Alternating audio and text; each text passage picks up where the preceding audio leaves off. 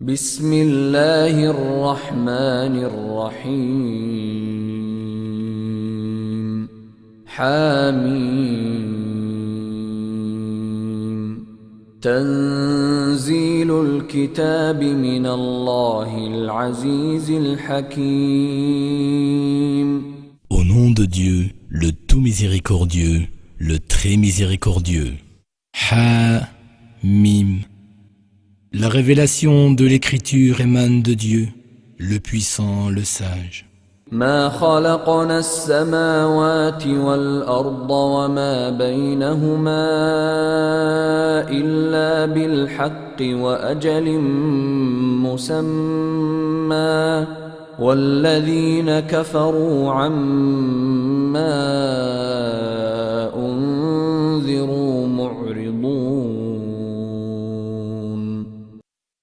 Nous n'avons créé les cieux, la terre et tout ce qui existe entre les deux qu'en toute vérité et pour un terme fixé. Mais ceux qui ne croient pas se détournent de ce dont ils ont été avertis. قل أرأيتم ما تدعون من دون الله أروني ماذا خلقوا من الأرض أم لهم شرك في السماوات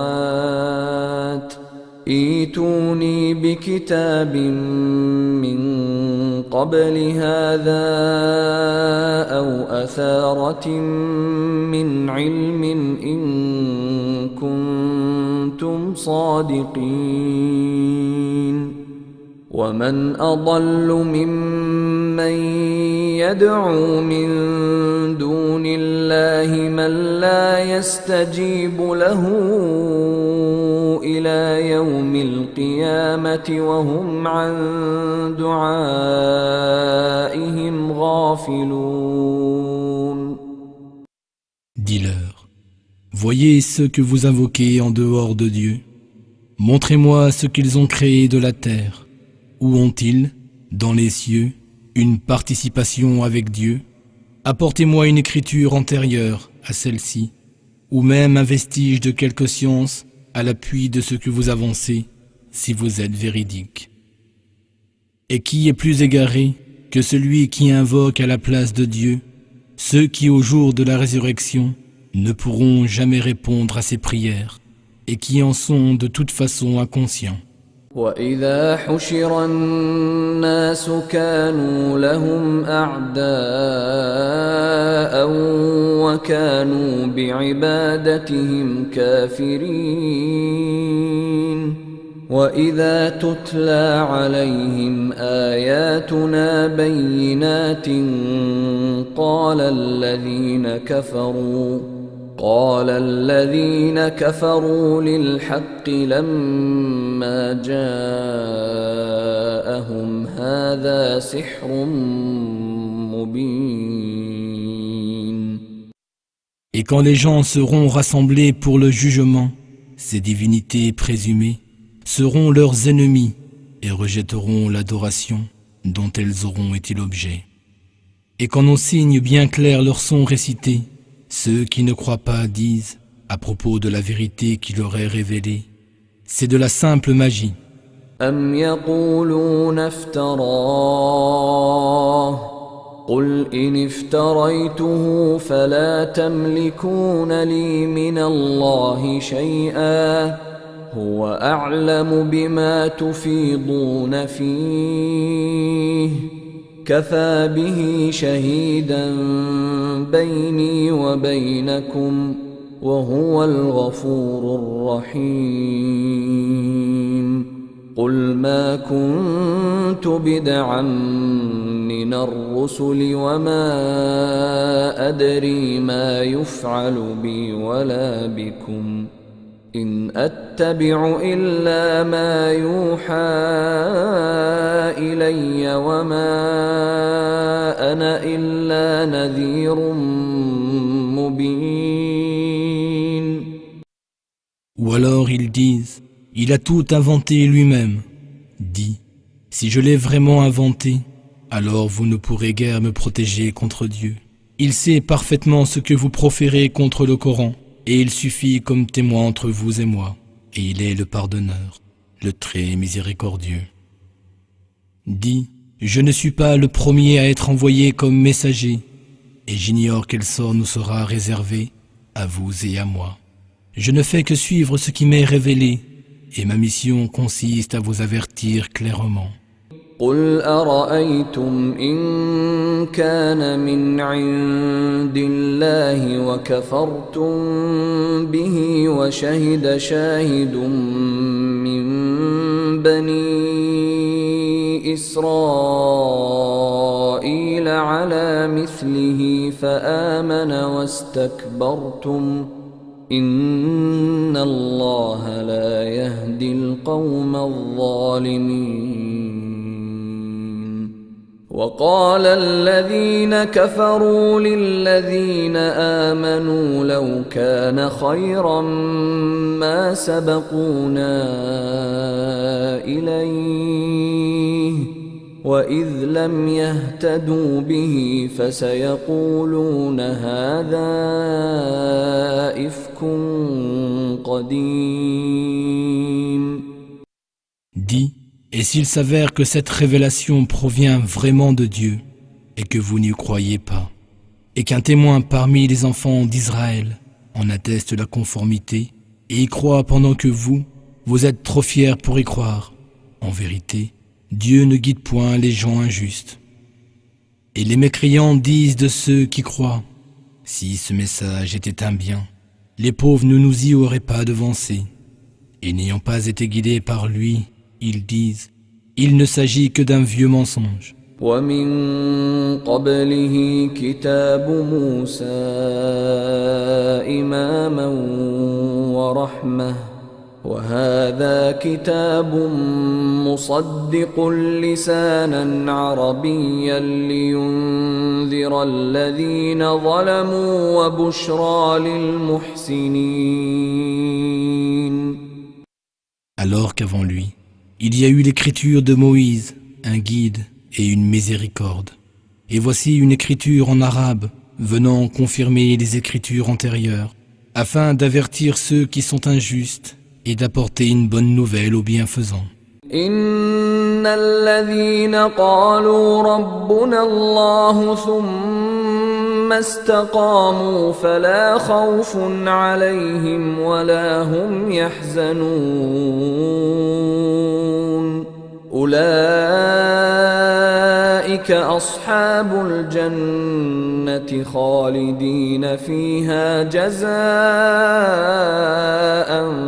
بما كانوا يعملون.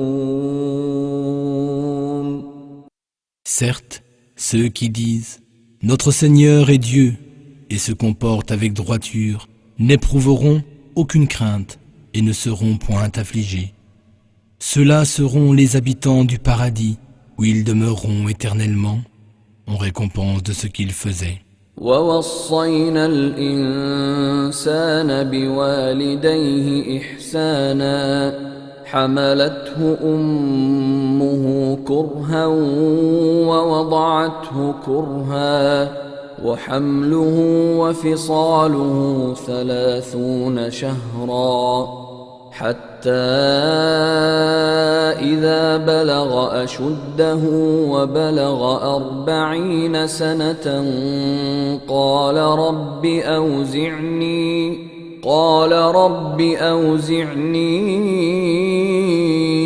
أن أشكر نعمتك التي أنعمت علي وعلى والدي وأن أعمل صالحا ترضاه وأصلح لي في ذريتي إني تبت إليك وإني من المسلمين.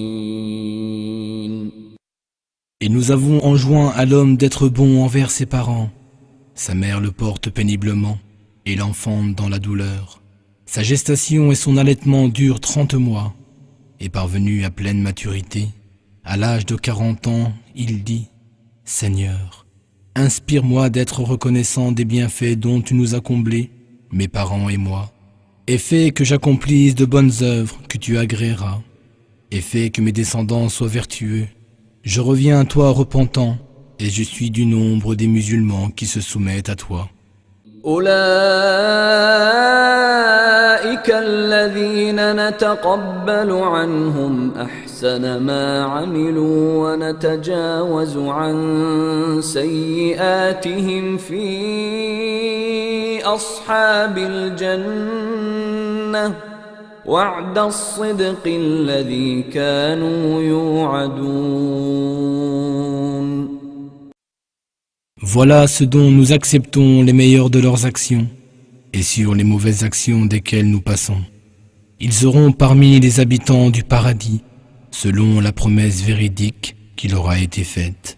والذي قال لوالديه أف لكما أتعدانني أن أخرج وقد خلت القرون من قبلي أن أخرج وقد خلت القرون من قبلي وهما يستغيثان الله ويلك آمن إن وعد الله حق فيقول ما هذا إلا أساطير الأولين. أولئك الذين حق عليهم القول في قد خلت من قبلهم من الجن والإنس إنهم كانوا خاسرين. ولكل درجات مما عملوا وليوفيهم أعمالهم وهم لا يظلمون. Et quiconque dit à ses parents, filles de vous deux, prétendez-vous qu'on me fera sortir de terre alors que tant de générations ont passé avant moi? Et tous deux implorent le secours de Dieu et disent, malheur à toi, crois. Certes, la promesse de Dieu est véridique. Il répond, ce ne sont là que des fables racontées par les anciens. Ce sont ceux-là qui ont mérité la sentence prescrite, au même titre que les communautés de djinns et d'humains qui les ont précédés, les voilà les perdants. À chaque personne sera attribué un rang en fonction de ce qu'elle aura fait, afin que Dieu les rétribue pleinement pour leurs œuvres, et nul ne sera lésé. ويوم يعرض الذين كفروا على النار أذهبتم طيباتكم في حياتكم الدنيا واستمتعتم بها فاليوم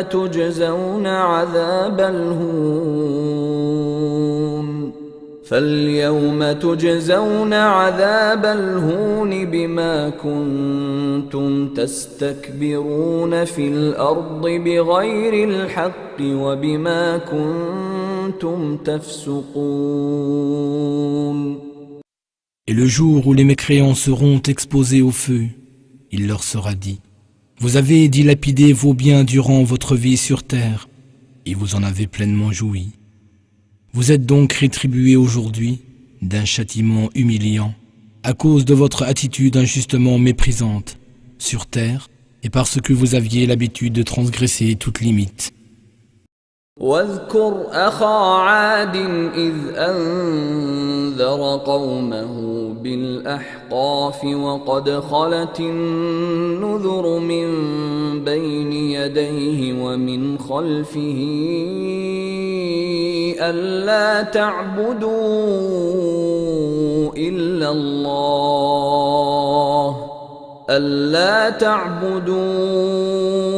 إلا الله إني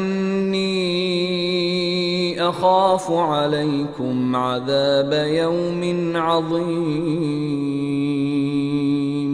قالوا أجئتنا لتأفكنا عن آلهتنا فأتنا بما تعدنا إن كنت من الصادقين قال إنما العلم عند الله وأبلغكم ما أرسلت به ولكني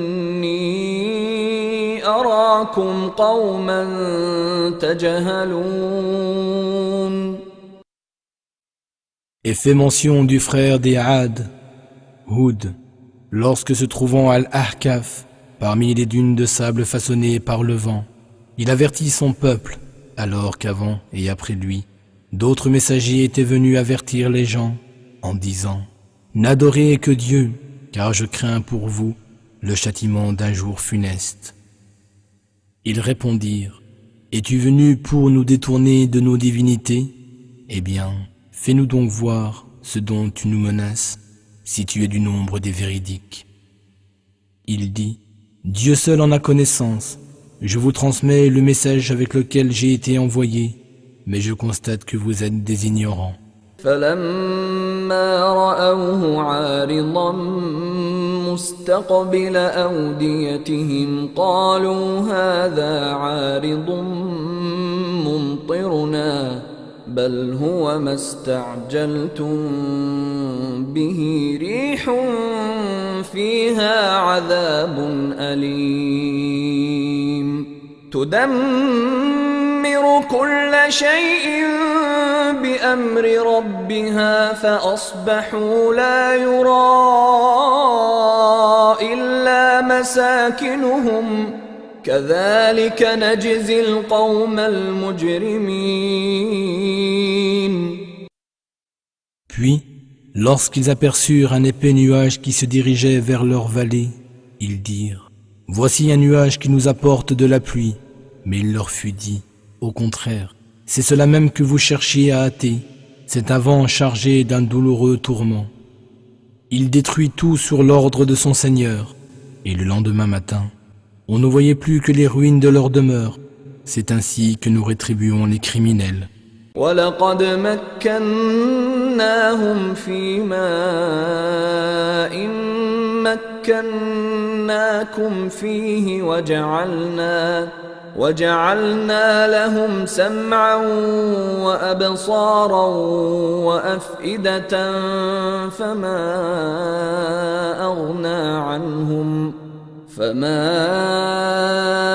أغنى عنهم سمعهم ولا أبصارهم ولا أفئدتهم من شيء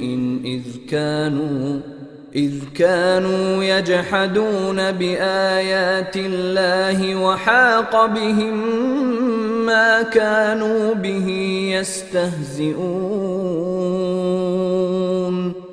En vérité, nous leur avions accordé des pouvoirs que nous ne vous avons jamais accordés.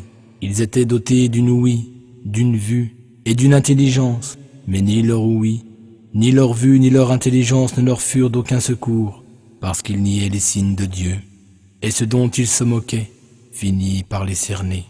وَلَقَدْ أَهْلَكْنَا مَا حَوْلَكُمْ مِنَ الْقُرَى وَصَرَّفْنَا الْآيَاتِ لَعَلَّهُمْ يَرْجِعُونَ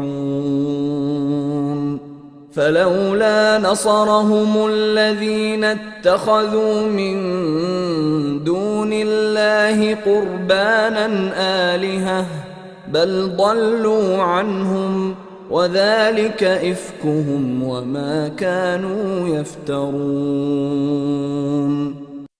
Nous avions assurément détruit nombre de cités autour de vous. Nous avions auparavant multiplié nos signes à leurs habitants, afin qu'ils reviennent vers nous. Comment se fait-il alors que ceux qu'ils avaient choisis comme divinités pour soi-disant se rapprocher de Dieu ne soient pas venus à leur secours? Au contraire, ils les ont abandonnés. Telle fut leur imposture, et voilà ce qu'ils inventaient comme mensonge. وإذ صرفنا إليك نفرا من الجن يستمعون القرآن فلما حضروه قالوا أنصتوا فلما قضي ولوا إلى قومهم منذرين قالوا يا قومنا إنا سمعنا كتابا أنزل من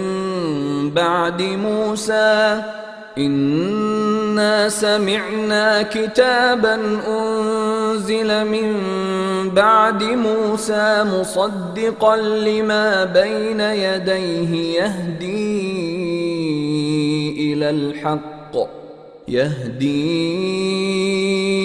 إلى الحق وإلى طريق مستقيم. Et lorsque nous envoyâmes vers toi, ô Mohammed, un groupe de djinns qui souhaitaient écouter le Coran, quand ils assistèrent à sa récitation, ils dirent « Écoutez attentivement ». Puis, quand ce fut terminé, ils retournèrent auprès des leurs afin de les mettre en garde. Ils dirent « Ô notre peuple, nous venons d'entendre la récitation d'une écriture qui a été révélée après Moïse, confirmant les écritures qui l'ont précédée. Elle guide vers la vérité et vers le droit chemin. يا قومنا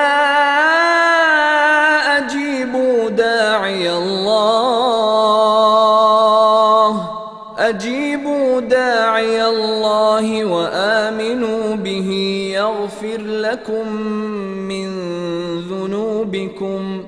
يغفر لكم من ذنوبكم ويجركم من عذاب أليم